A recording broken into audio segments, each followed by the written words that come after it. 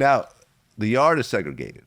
Right. You got the Sureños, the Norteños, Correct. the blacks, the whites, Latinos. Well, the Latinos are the Sureños. I mean, Right. and Norteños. I guess the Puerto Ricans and Dominicans probably mix in with them somehow, right? Right.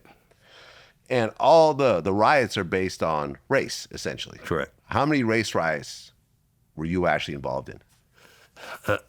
Working the adjustment center, we were kind of segregated ourselves, so we didn't have to work the main yard where a lot of the riots would occur. There was some riots in West Block that had occurred based off of race, and it was usually, a lot of times it was the Southern and Northern Mexicans against each other. And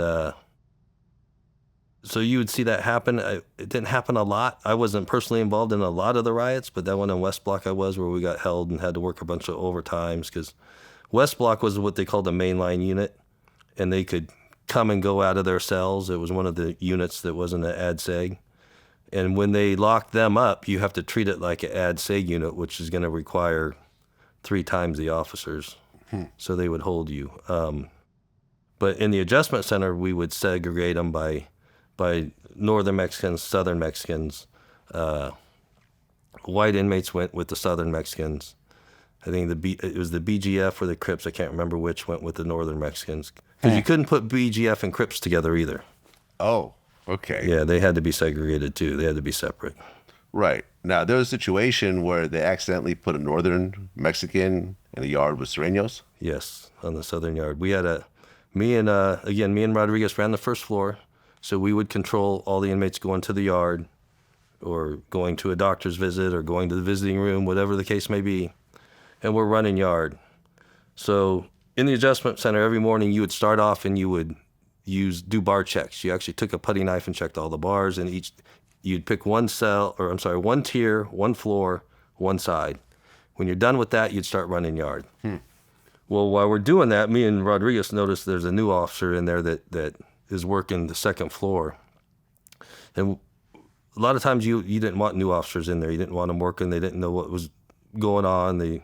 They're the ones that are going to, it's going to create work for you that you didn't want. And we start running yard.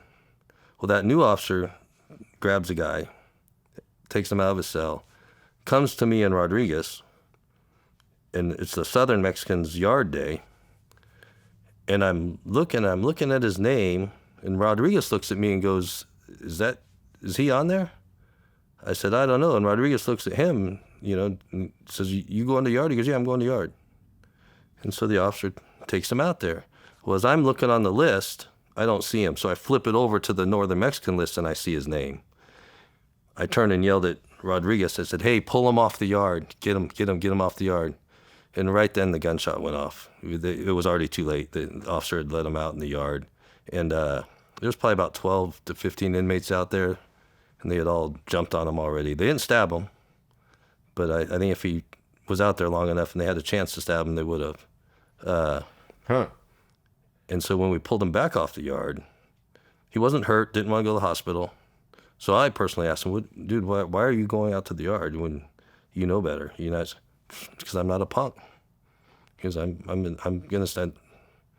I'm not a punk. Southern Mexicans are punks. I'm not. I'll fight all of them. Okay, well. And so you can, in a weird way, you respect that. Like, okay, so come back in his cell. I remember talking to various people about the Whitey Bulger murder, where they accidentally put him in a place with essentially various mafia people who had hits on him. Right. And they just killed him so badly they couldn't even figure out who he was for a while. Right. Does that type of thing happen? I mean, you're talking about this incident where they put a Norteño in a whole yard full of Sureños. Right. Do mistakes happen where people get killed and so forth? Mistakes do happen. It was pretty rare at my time working there. Everything was so controlled at San Quentin at the time. That was one mistake that all of us got in trouble for that mistake. And the new officer, I got in trouble, Rodriguez got in trouble. And when I say trouble, we got written up that went into our file. A lot of stuff would happen in the main line because there's more blind spots and stuff in the main line that's not seen by the gunman. San Quentin was a pretty violent prison back then, back in the late 80s and early 90s. It started to calm down a little bit in the 90s when they started transferring everybody out to Corcoran and Pelican Bay, and now it's barely even a prison. Oh, really? Yeah, it's a reception center, low level prison. It's a level 1 in prison, might be a level 2. I know people that work there, and that's the only reason I even know about it. Well, you had friends who were prison guards who actually got killed on duty? No, I got a friend that got stabbed in the neck, but he didn't die. Oh, really? Yeah, he had a problem with the inmate, and the inmate had gotten out, and they got in an argument. And the inmate turned and stabbed him in the neck, and he still got a big old scar across his neck. He survived that, though. He did survive that. Wow. Before that, there was a Sergeant Birchfield. Before I started working, but it was that same year. Sergeant Birchfield had gotten stabbed and killed in that same unit that this officer got stabbed in the neck, and Sergeant Birchfield got stabbed in the heart with a shank. The gunman shot and killed the inmate also, but they both died.